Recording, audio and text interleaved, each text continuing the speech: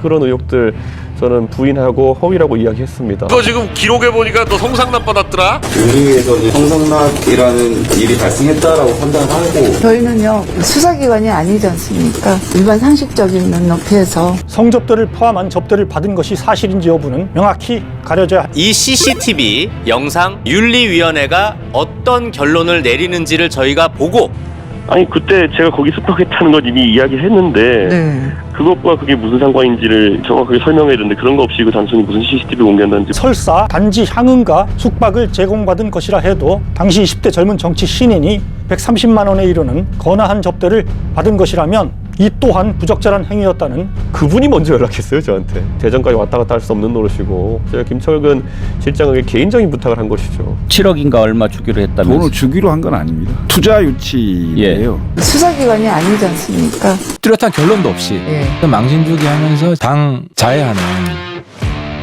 윤핵관 세력에 의해 토사구팽될 수 있다 전망이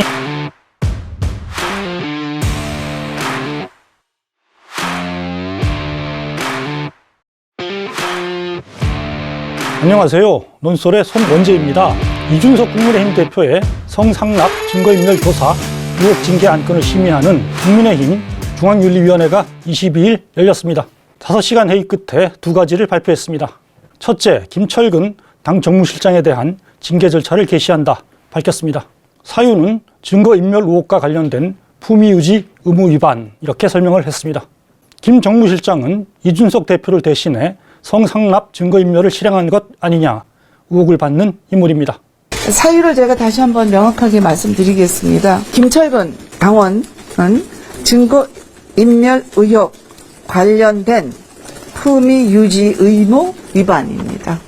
둘째, 이 대표에게는 2주 뒤인 7월 7일 윤리위 출석을 요청했습니다. 그 자리에서 소명을 청취한 뒤 심의 의결하기로 했다 밝혔습니다. 이준석 대표에 대해서는 이제 본인의 소명 절차만 남은 거고 그렇죠. 다 완료가 청취를 하는 그 절차를 일단 하고 징계를 할지 안 할지도 소명을 다 들어봐야 되겠죠. 소명을 하지 않고 우리가 어떤 그 예단해서 징계를 하겠다고 결정하고 소명을 듣는 건 아니니까요. 오늘 모든 윤리위원회 회의는 다 기준을 정해놓고 어떤 결정을 해놓고 하는 거는 아니지 않습니까? 이런 윤리위 결정을 두고는 사실상 이준석 대표 징계 수순을 밟고 있는 것이라는 관측이 나옵니다. 이 대표 최측근인 김 정무실장 징계를 개시하기로 한 것은 성상납 증거인멸 행위가 있었다는 판단을 했기 때문 아니냐는 겁니다.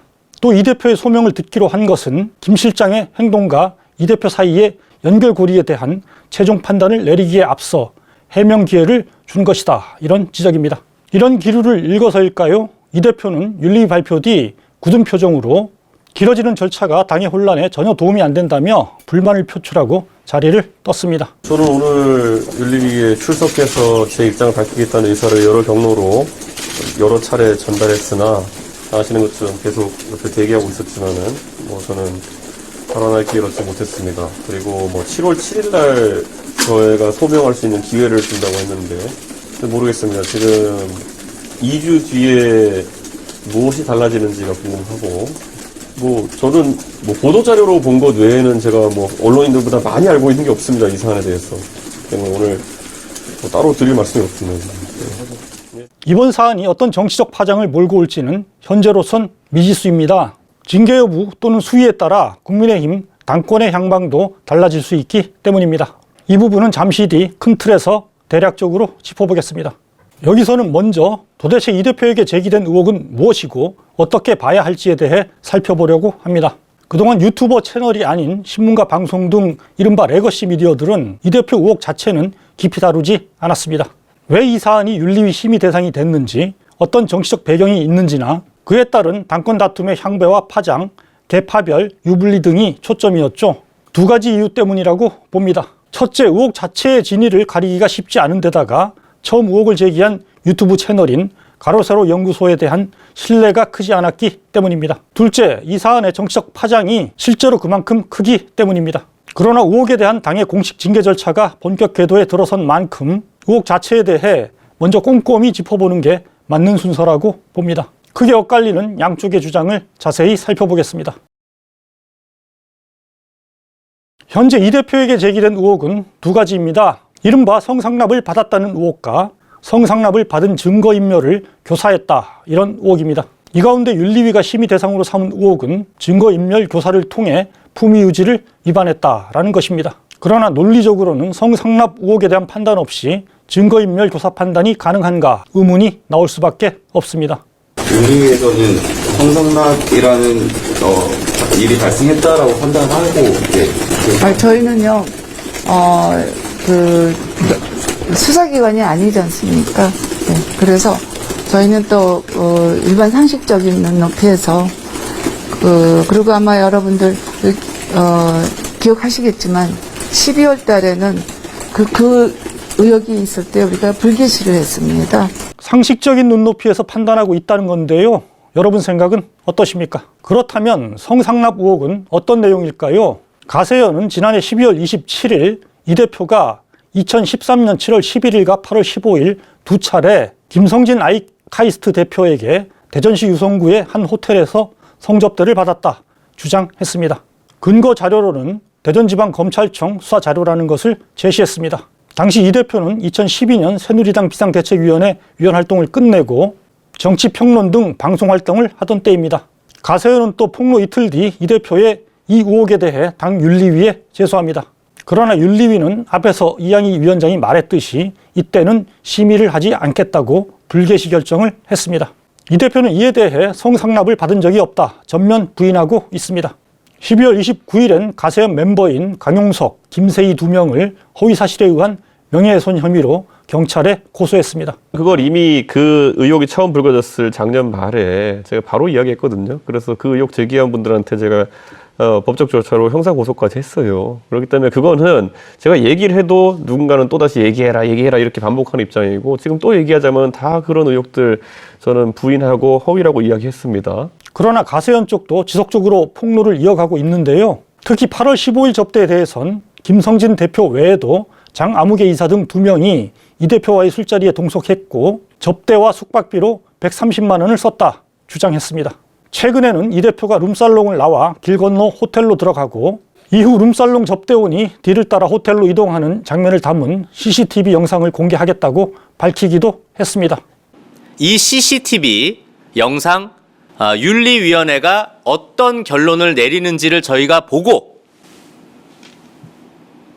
향후 계획을 밝히겠습니다. 그러나 이 대표는 유성의 한 호텔에서 묵은 사실은 이미 알려진 내용인데 자신이 거길 들어가는 영상이 나온들 무슨 문제냐 반박을 했습니다. 내용을 보니까 이제 대전에 있는 유성관광호텔 거기 들어가는 모습이 담긴 영상이라는데 호텔은 다른 일로도 갈 수 있는 거 아닌가요? 혹시 그때 갔던 기억이 있으십니까?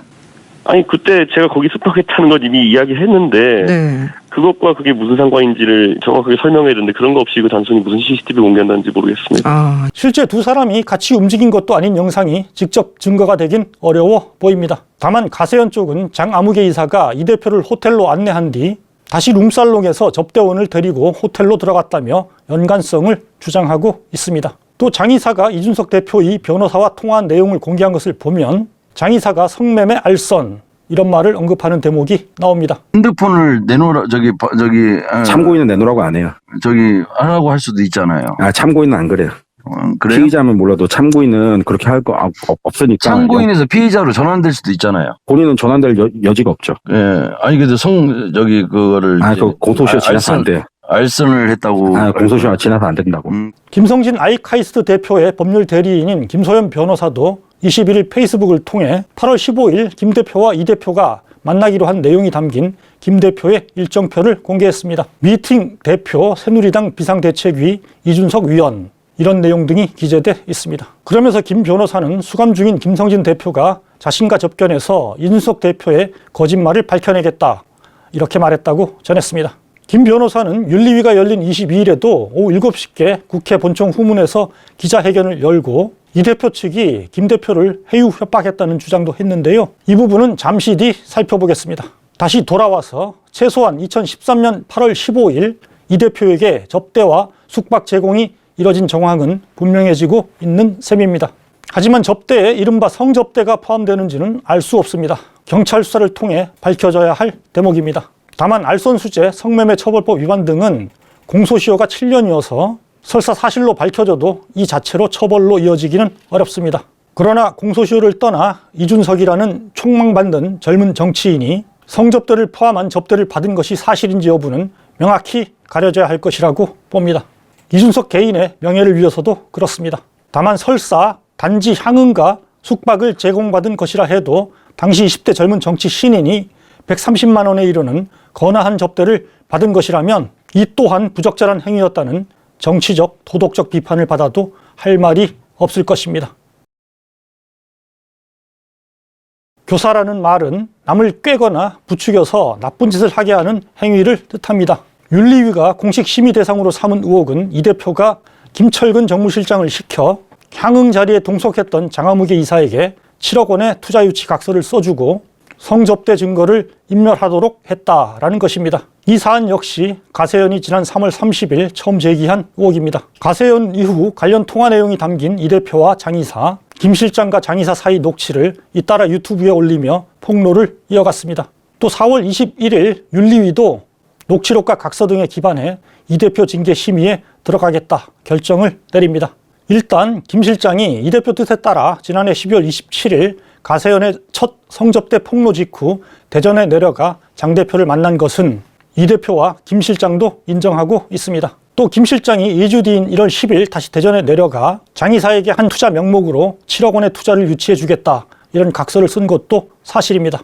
가세연은 두 사실을 근거로 이 대표 지시로 김 실장이 장 이사에게 성접대를 한 적이 없다 이런 내용의 사실 확인서를 받고 투자 각서를 써준 부당 거래가 이루어졌다 주장합니다. 이동규 피부과에 2월 초순까지 7억 원 투자 유치를 하겠습니다. 2022년 1월 10일 김철근입니다. 세상에 돈을 꿔주는 쪽에서 각서 쓰는 거 봤습니까? 돈을 받는 쪽에서 내가 꼭 이 7억 원 갚겠습니다라고 각서를 쓰지 7억 원 꿔주겠다고 각서 쓰는 사람 있어요? 이거는 오히려 7억 원이 뇌물이라는 얘기를 증명하는 겁니다. 반면 이 대표는 두 가지 사실은 서로 연관된 것이 아니라고 반박합니다. 첫째, 김 실장을 12월 27일에 내려보낸 건 장 이사가 먼저 연락을 해왔기 때문이다 주장합니다. 김정일 실장한테 제가 가보라고 할 수밖에 없었던 것이 좀 가서 들어보라 할 수밖에 없더니 그분이 그 유튜브 방송에 나온 내용이 너무 허위니까 자기가 증언해주겠다는 취지로 이야기했어요. 그러니까 예를 들어 이런 거예요. 저한테 이제 계속 사람들이 궁금해하면 왜 그 사람한테 전화를 했냐, 뭐 이런 거거든요. 근데 뒤집어 말하면 이거예요. 그분이 먼저 연락했어요, 저한테. 먼저 연락 안 했어요. 그러니까 그럼 제가 연락 오는 거 받는 게 무슨 문제겠습니까?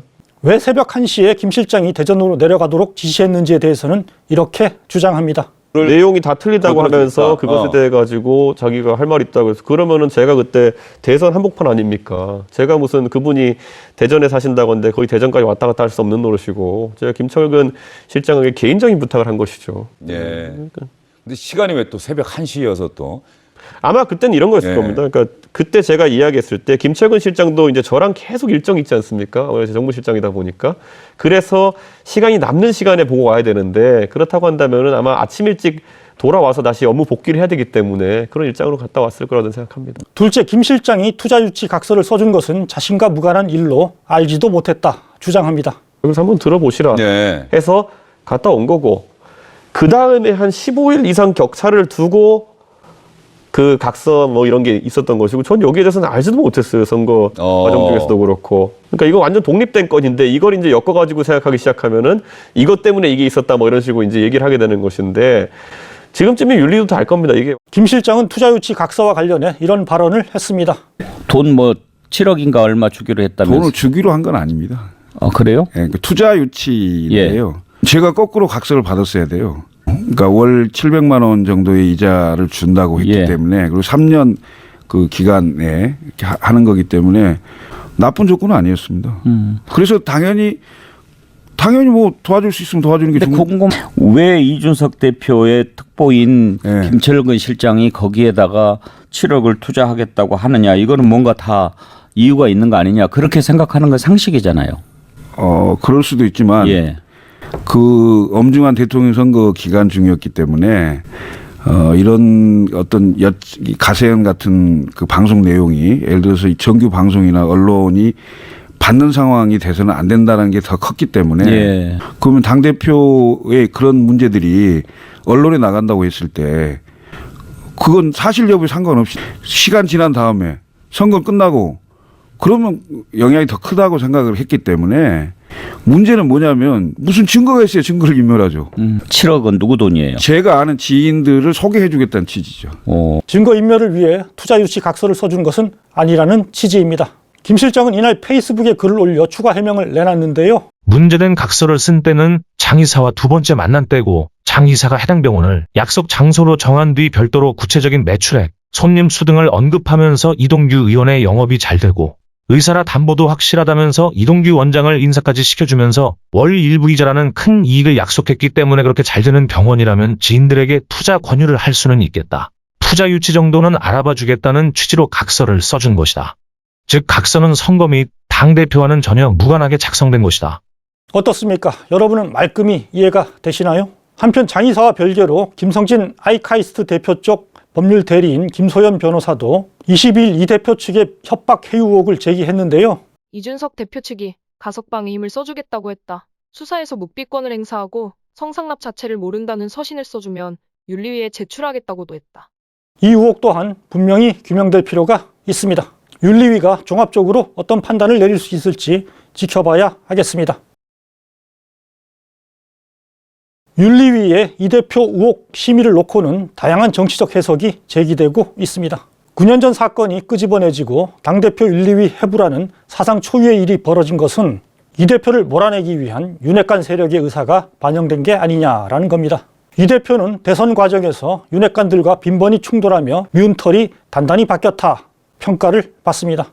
이 때문에 대선과 지방선거를 잇따라 승리한 당대표임에도 불구하고 당 주도권을 지려는 윤핵관 세력에 의해 토사구팽될 수 있다 전망이 나왔습니다. 거기에 성상납과 증거인멸 교사 의혹은 이준석 축출을 위한 명분이 되고 있다라는 지적입니다. 이준석 대표 마음에 안 들어 우리 윤핵관이 저 사람 윤리를 통해서 어느 정도 좀 경고해 줘야 되지 않을까? 아니면은 좀 당대표직에서 끌어내리고 싶다라는 그런 심중과 의지를 표현한 것이 아닌가라는 생각이 들어요. 윤핵관들의 의지가 있는 것 같아요. 그러니까 윤리위 쪽에 있는 분들하고 몇 분하고 좀 통화를 해봤는데 의지가 이제 강하게 느껴져요. 이준석 대표에 대해서 당원권 정지 정도의 징계를 해야 된다라는 의지가 상당히 강합니다. 이 대표의 운명은 징계 수위에 따라 갈릴 것으로 보입니다. 윤리위가 내릴 수 있는 징계 종류는 제명, 탈당 권유, 당원권 정지, 경고 4가지입니다. 이 중 이 대표 우호 세력이 다수를 차지하고 있는 최고위 의결을 거쳐야 하는 제명이나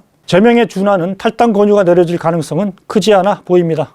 경징계인 경고의 경우 당대표직 수행은 가능할 것으로 보는 시각이 지배적입니다. 반면 1개월에서 3년까지 내릴 수 있는 당원권 정지의 경우 대표직 수행이 어려울 것이라는 전망이 많습니다. 이렇게 되면 국민의힘은 당대표를 새로 선출하거나 비상대책위원회 체제로 넘어가야 합니다. 새로 대표가 뽑힌다면 이 대표의 자녀 임기인 1년여 동안 대표직을 수행하게 됩니다. 다만 일부에선 1에서 3개월 정도의 당원권 정지 결정이 내려지면 이 대표 성향상 정지기간 만료와 함께 당대표에 복귀할 수 있다 주장도 나옵니다. 윤리위가 이 대표에 대한 징계 결정은 다시 유보하고 김 실장에 대한 징계만 의결할 수 있다 이런 시각도 있습니다.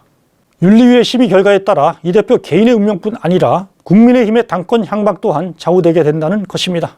결과에 따라서 국민의힘의 대혼돈의 유니버스가 펼쳐질 수도 있는 상황입니다. 이를 두고 보수진영 안에서도 찬반의 시각이 갈리고 있는데요. 우려하는 쪽에선 이 대표의 중도 축출이 2030 남성 등 지지층의 이탈로 이어질 수 있다 보고 있습니다. 실질적으로 뭐 징계를 만약에 받는다고 했을 적에는 당에 아마 치명적인 결과가 나올 거라고는 봐요.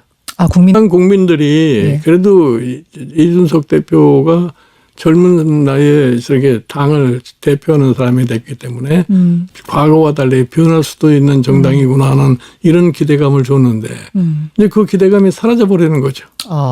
그러면 옛날의 모습으로 돌아간다고 생각하는 거죠. 그러니까 총선은 지금 한 2년쯤 남았으니까 미리서 얘기 의견을 했지만 당의 모습이 그렇게 갈 것 같으면 다음 총선이 기약할 수가 없어요. 뚜렷한 결론도 없이 계속 시간 끌게 하면서 망신 주게 하면서 지지층 충돌 유도하고 그래서 결국 당 자해하는. 반면 지난 대선에서 윤석열 대통령을 공개 지지했던 심평 변호사는 22일 페이스북을 통해 내 예측은 그렇지 않다, 반대로 본다 주장했습니다. 이런 내용입니다. 이 대표가 계속 국민의힘을 이끌어가면 김종인 선생의 말씀과는 거꾸로 총선에 커다란 암호를 들이우게 된다. 이 대표의 젠더 갈라치기는 이대남을 끌어오는 데는 성공했으나 이대녀는 물리치는 결과를 낳았다는 사실은 선거 결과의 판독으로 너무나 명백하다. 하지만 구체적 실리를 따지기에 앞서 정치적 아젠다를 이런 식으로 몰고 가서는 안 된다. 이대남, 이대녀를 동시에 만족시킬 수 있는 아젠다, 즉 공정의 가치를 내걸고 그 실행에 매진하는 식으로 가는 것이 올바른 정치, 당당한 정치의 모습이다. 이번 일을 계기로 이 대표와 다른 방식의 리더십을 창출해 새로운 전략을 실행해야 한다. 이런 주장입니다. 자, 2주 뒤로 미뤄진 운명의 날엔 이 대표와 국민의힘의 어떤 결론이 기다리고 있을까요? 또 이 결정은 어떤 정치적 후폭풍을 불러오게 될까요? 논설에서 함께 계속 주시하도록 하겠습니다.